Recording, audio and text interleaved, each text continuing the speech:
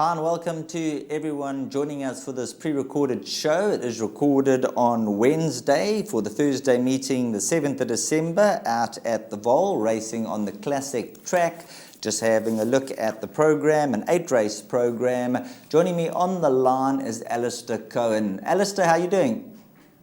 Yeah, good, thanks, Sheldon. Not much has changed since we last spoke for the Tuesday meeting at Turfentine, which largely went according to plan. Some of the big prize horses I found didn't feature, but I was proud of the 50-kilo horses that featured in the fifth race with Mondial coming out on top. This card not too bad, thanks, Sheldon. Obviously looking forward to the weekend. As mentioned, feature races Friday, Saturday and Sunday from Fairview Vaal, and then Hollywoodbets Kenilworth, and leading up to the Hollywoodbets Cape Guineas. A pity that some of the Joburg horses, or that all of the Joburg horses, have sidestepped that. But I think the good news is that in 6 months' time, when we get to Durban, it'll be a melting pot of all regions, and I think we'll be treated for champion season, although that's still quite a way away. Kicking off race number 1, which is at 12:55 over 1,450 metres. It will be the opening leg of the bar pot. The current betting has the Candace Dawson runner number 4, Courageous. I see from 8 to 10 has gone out 14 to 10. And then number 11, Aurum Damesel and Khaki Boss. The first timers, they're at 11 to 2 and 6 to 1 respectively. Let's firstly kick off with number 4, Courageous, which you obviously know the Canford Cliffs, and Candace Dawson will have her tip-top condition. I like the drop to the 1450. Do you agree? Yeah, I think that could be key here for Courageous. I mean, what you see is what you get, Sheldon. You can't get too excited about a horse who's had 10 starts and not triumphed yet, although she's in the best form that she's ever been in. Of those that have run, I'll be disappointed if she doesn't come out on top. Pila Sunday only takes her out. She remains in good shape, the same shape that she was in her last 2 starts, where she seemed to have turned the corner at home, and she's brought that to the racetrack. Last time she was probably just undone by Heart Peaks having a better draw than her, which was obviously a reversal on their penultimate run to Vitblitz, and Vitblitz has obviously gone on 1-2 on the spin, and she looks like she could be targeting a couple of minor features. But then I heard a word, not about Sean Terry's first time at Aurum Damsel, but I did hear a word about number 12, Khaki Boss. So the first timers are interesting. They won't have to be grade 1 horses to win the race, but the word is out about number 12, Khaki Boss, making a debut over 1450. Lucky Hudalakis is obviously based at the Vaal, so I think that's a big advantage. Lucky generally uses that to his best. So maybe number 12, Khaki Boss, is the one to keep an eye on as far as the betting moves and canter past is concerned. But first leg of the bar pot, if Courageous isn't in the first 3, I'll be bitterly disappointed. But monitor the market before having a bet in race 1. As we move along to race number 2, just recurring race 1, number 7, Life Lesson, early support 16 to 1, down 10 to 1. Race number 2, the opening leg of the Place Accumulator, and this is Alistair Cohen's suggested bet for the day, where he's gone with numbers 3 and 12. Number 3, Argus Sanction from the St. John Gray stable, off a second behind Warhawk Bomber last time out, and he also included number 12, Penalunio, the Master of My Fate. This is a filly taking on the boys. These are the 2 horses that should see you through the opening leg of the PA, Alistair. They should, Sheldon. I'll be bothered if it doesn't get me through. I mean, the other 2 horses that are going to be on the radar, 1 and 2, but Policy of Truth is held by number 3, Iger Sanction. Number 2, the remains of the day, although well beaten last time, and running 3rd. I think Tegan's Champ is a horse that's going to do some decent things throughout his career. So I've settled on 3 and 12. This is my reason. Number 3, Iger Sanction, caught the eye last time out over 1,400 metres down the Vaal straight, stayed on strongly behind Warhawk Bomber, easily the fastest 400 metres to finish. Bit of a dicey draw going around the bend on the classic track, but I like the change in tactics. They seem to have worked with number 3, Iger Sanction, so I'd expect him to at least confirm that run. And then Plenilunio, although that's a dismal piece of form behind Southern Star, very, very quiet. Plenilunio now steps up in distance, which I think is going to suit her. Second of all, gets a sex allowance. For me, that's neither here nor there. But the big advantage is that it's draw 1. So I'm not sure in 3 weeks' time we'll be doing a preview and we'll be going through this form line and saying, wow, what a powerful piece of form. So if it's not going to be a powerful piece of form, then maybe comparing apples with apples, Plenilunio, just with a little bit more scope to improve, will be able to get right into the picture here. So 3 and 12 for me. On to race number 3, which will be the opening leg of the pick 6. So for the pick 6 players, they need to have their bets on by 14:05. The distance is 1,800 meters, so they will be testing them a bit as far as stamina goes. You've gone with numbers 5 and 11. Number 1, The Work of Life, seems to absolutely love the third box. Azaleas for All seems to love the second box. And you got a horse like number 7, Outer Dimension, and 6, Crystal Maiden, who've also been the third box. And number 2, All Rise. So a number of these horses, they've been there or thereabouts. And this is the ideal opportunity to get bang into the winner's enclosure, Alistair. Sheldon, I must confess I'm uneasy about this race. Initially, I was close to banking number 5, Azaleas for All, and my place accumulates. And then I thought, well, how many more chances is she going to get? How much better is her form going to get? How many more easy opportunities is she going to get?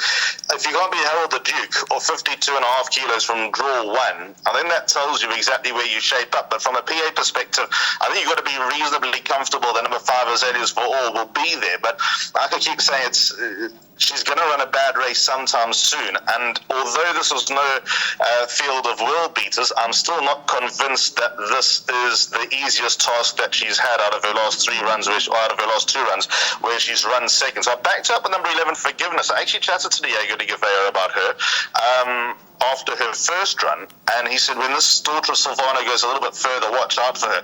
Mark de Kock's taking no prisoners here, going from 1160 to 1800 meters. He's not messing around, going straight for the jugular. And if there is any improvement to come, stepping up in distance and testing stamina, which she should have, Silvano, then that could be the office for a big improvement from number 11, Forgiveness. But there are a lot in here that you need to consider for your pick 6. As you mentioned, 6, 7, The Work of Life, I think, is quite ordinary, but she should run into the quartets.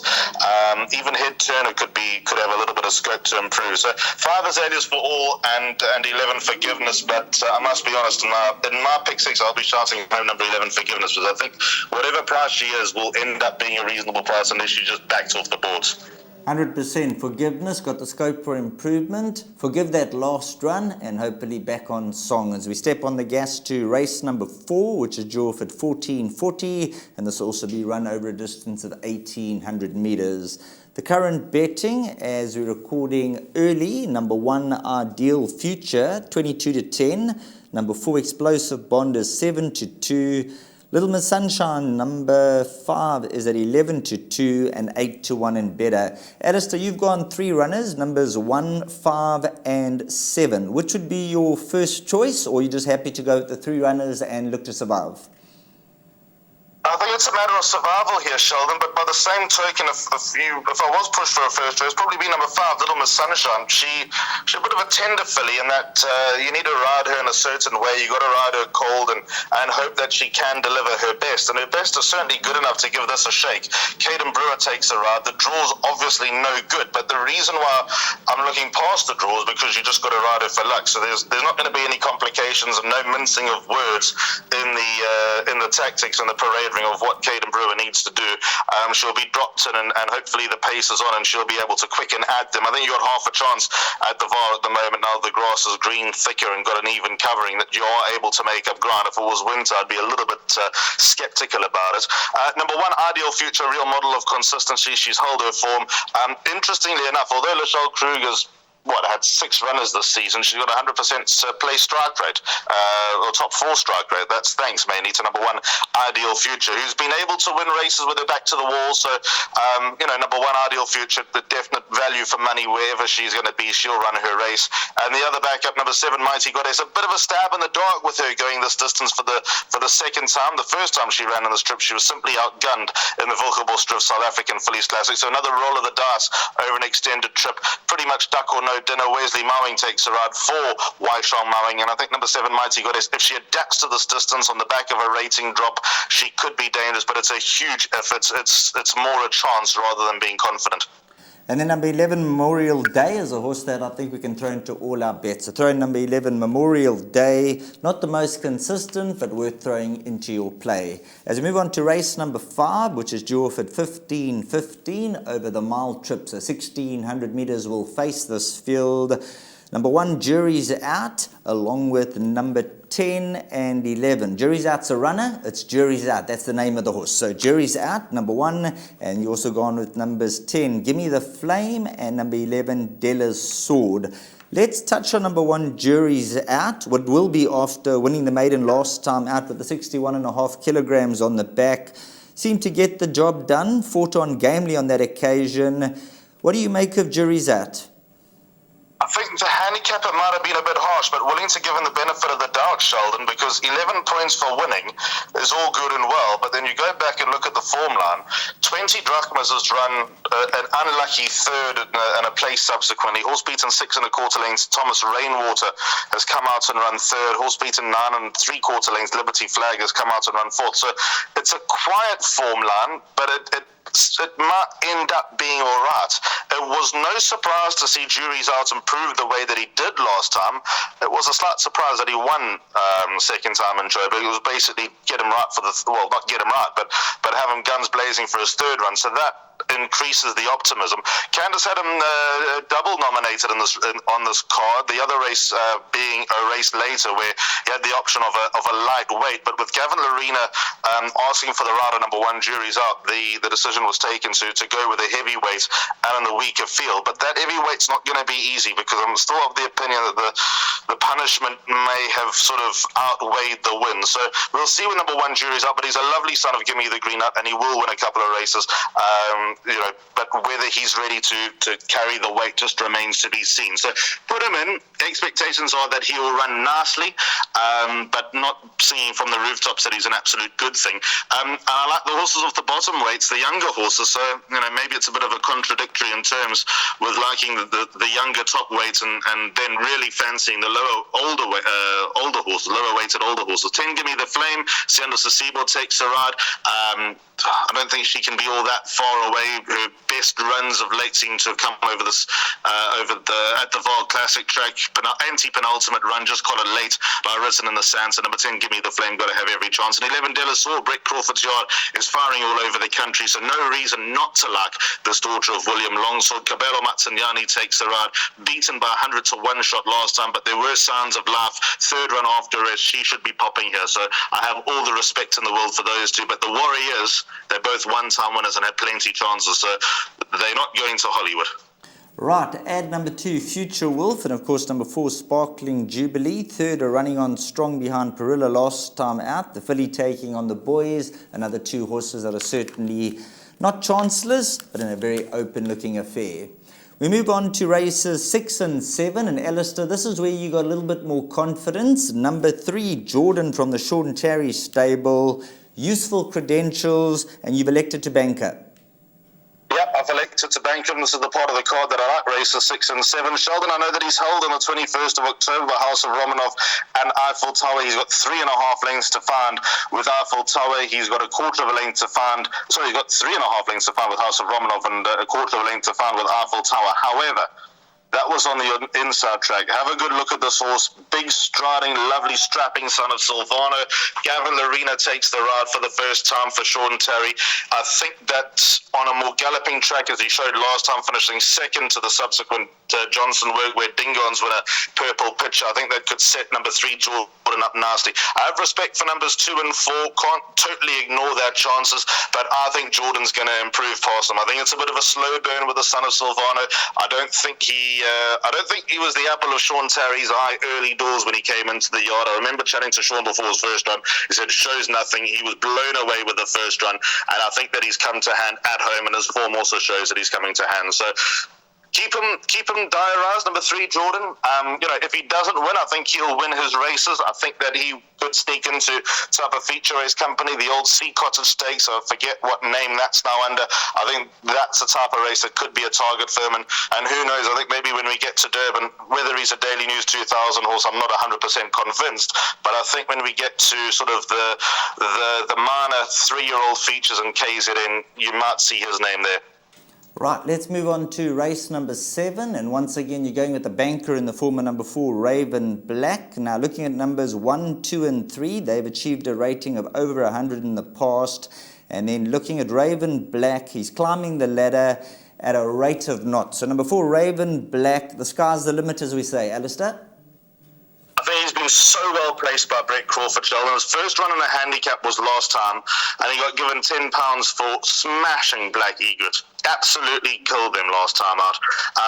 The son of Marshall My Fate started his career bereft with problems. He bled, he did a sesame tendon, not too sure what he did, but James Crawford in the interview last time out covered that, and he's come back and he looks out the top drawer, does Raven Black.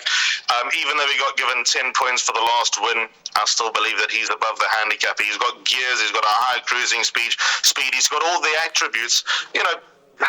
Austin Kerr probably also good enough to run in minor features. He's shown that in the past, running 5th to Dice in the listed Golden Loom. Fire and Flames kept good company. This is also his first run at the Vaal for a while. In fact, it's first run at the Vaal for a while for number 3, Fire and Flames. So all those horses have shown that they've got ability to match it in feature race level, but I think that number 4, Raven Black, is still getting to that level. So that's my motivation. I make him the best bet on the card. It's a bit of a stretch for me to go in a middle stakes with a lightly raced horse against horses that have run at feature race level to make him the best bet on the card, but I love what I've seen from this horse. I have respect for number 9, Barbaresco. I know the regard that he's held in. First run as a gelding, that might improve him. Diego de Gavea takes around 54 kilos. Obviously, Gavin Arena can't do 54, hence he's taken another ride for the stable number 8, Cosmic Star. I don't think that means that's a stable elect. So, too many disclaimers about the others. Raven Black for me. Last race on the card, race number 8, 1700 hours over 1200 meters. And when it's fillies and mares, we all know the story. Very, very open, goes wide as your budget will allow. Narrow it down for us. That's easier said than done. My numbers are 5, 6, and 10, Sheldon. Not going to go too deep here. Number 5, Woman of Fame, came from last to win a sprint last time. It was an encouraging win. There should be more to come. The draw's obviously not ideal over 1200 meters on the classic track, but if she's dropped in and racing for luck under Pierce Stratum, it's not the end of the world. 6, Miss Shivy's kept far better company than this. She just lost her way on the back of a busy early 3-year-old campaign. So the daughter of What a Winter, I think coming back fresh could be the catalyst to bring number 6, Miss Shavy, back to hand. Then number 10, Dancing Arabian. For her, it's duck or no dinner. She carries bottom weight, 52 kilos. Caden Brewer takes the ride. Last 2 runs were better. 1200 meters might be a little bit on the sharp side for this daughter of Captain of Vaal, but with the right break, she'll be running at them, hopefully running at them in time to be able to be a danger. But very, very complicated race. I'll be happy if any one of them runs into the first 3. Excellent. Number 1, Chasing Happiness. Obviously a horse we've got to give a mention. First on debut, absolutely blew them away and then ran second to Nettleton. And number 2, There She Goes, with the 4 kilograms off the back. You always got to respect these apprentices when the weight comes off the back. Alistair, thanks very much for your input. We're going to bring up your suggested bet on the screen now. The slide's about to pop up. If you can go through the place accumulator for your follows, please. Okay, so the PA begins at 1:30. Late start at the Vaal. 3 and 12 in the first leg, Iger Sanction and Plenilunio. In the second leg, I've gone 5 and 11, Azaleas for All and Forgiveness. By 1, 5 and 7, Ideal Future, Little Miss Sunshine and Mighty Goddess, but also noting your roughie, number 11, Memorial Day. Then race 5, which is leg 4, 1 Jury's out, 10, Gimme the Flame, 11, Della's Sword. Then Banker 3, Jordan, by Banker 4, Raven Black. And the final leg going with the youngsters, 5, Woman of Fame, 6, Miss Shavy, and the older brigade in the former number 10, which is Dancing Arabian. Well, thanks very much, Alistair. Have a good day, and hopefully the horses run for us and do it on the track. Thanks very much to Alistair Cohen. Thanks, Alistair. Cheers, Sheldon. Always a pleasure. We'll catch up soon. There we have it, Alistair Cohen. He's given us the breakdown, the lowdown, and the selections for the meeting in Gauteng out at the Vaal Classic track, and hopefully pointed you in the right direction.